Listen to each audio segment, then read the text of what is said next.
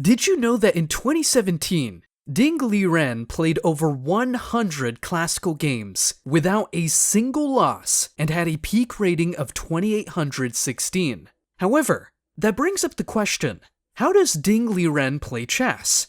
In this video, we will be looking into Ding Liren's most used openings, variations, and his style of play, and in the process help you play like Ding in your own games. But enough talking, let's get immediately into openings. First, Ding Liren with the white pieces. Looking into only tournament games, the most popular opening Ding has played as white is King's Indian Defense, with 55 total games. And in the second place, we have the Queen's Gambit Declined, with 50 games total. These are different openings, but why are these two openings so close in games? Well, it's because of Ding forcing the opponent to make a choice. Here, let's take the King's Indian Defense first. White opens with d4, black goes knight f6, then white goes to c4. This is the start of the opening for Ding. But do you see something weird? Yup, it's this pawn structure here.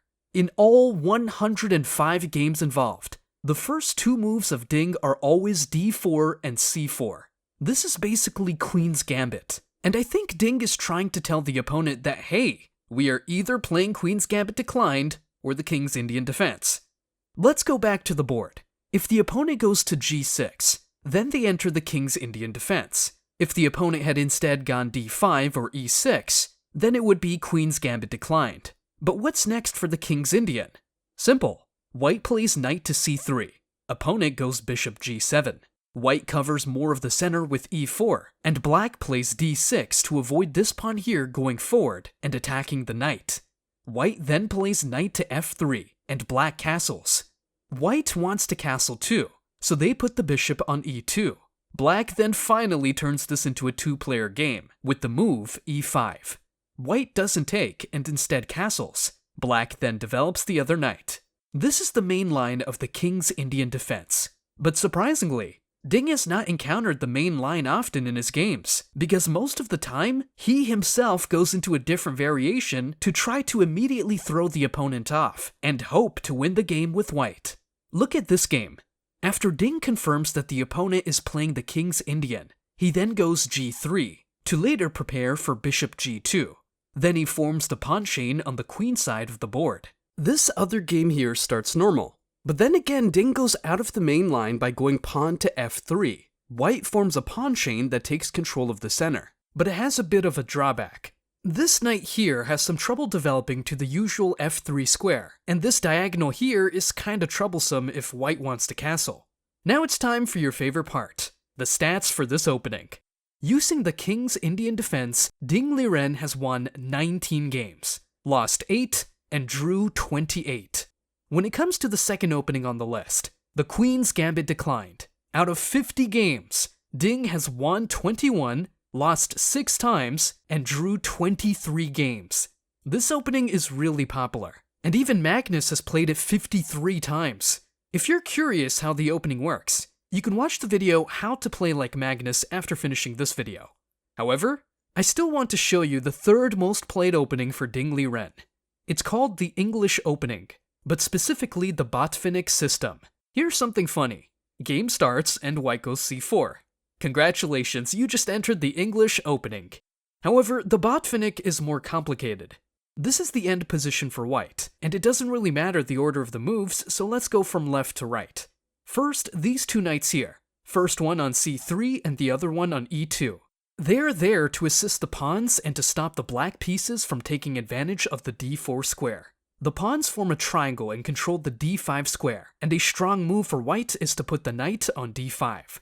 The center and the queen side is where the battlefield will happen, but the white king is tucked away in safety, and the bishop offers a support role on this white diagonal. For Ding, it's gone quite well, with 30 total games, 10 wins, 6 losses, and 14 draws. Now it's time for the openings where Ding has the black pieces. The first place is Roy Lopez, the closed variation.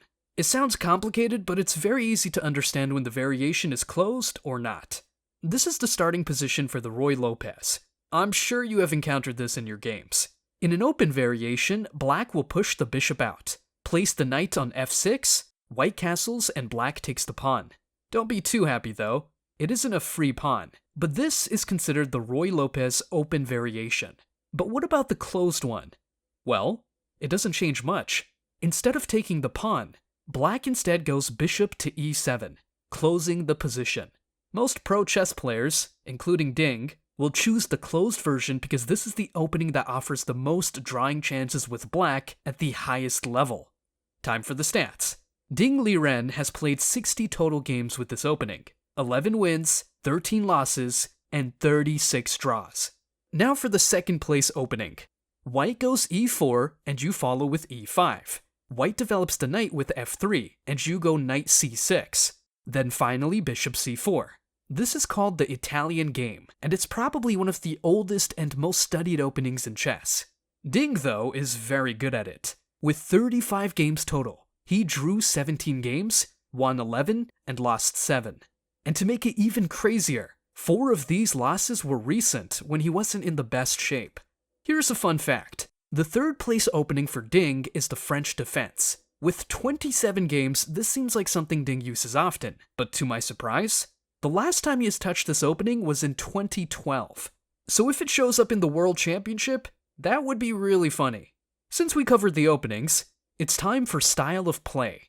If I could summarize Ding's playstyle in 2 words, it would be calculation and resilience. With that, I have the perfect game to show you why. This is the position of Game 6 between Ding and Nepo. A bit of context.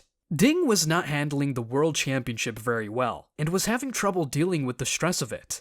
But this is the game that showed to everyone Ding's resilience, and that he was not going to let anyone get in his way. And it all started with the move pawn to d5. This was basically Ding saying that he would win this game.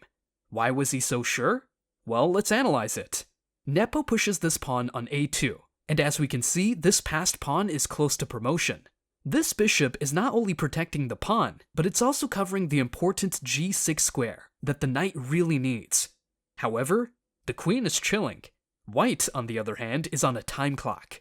It needs to end the game soon or things will get out of hand. First, he moved queen to c7. This formed an attack on the g7 square, with the idea of the knight going to g6, to free the way and to also check the king. Nepo of course doesn't let the check happen by going king g6, but the knight still opens the path to the g7 square. Nepo protects the pawn and avoids mate in 1, but then Ding goes queen f7, and Nepo immediately resigns. After this move, he finally saw Ding's full plan. Black would go queen g5, and then Ding would have sacrificed the queen.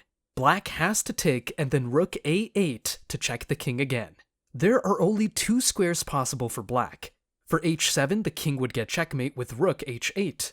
For h7, the king gets checkmated with rook to f8. But why is this checkmate so impressive?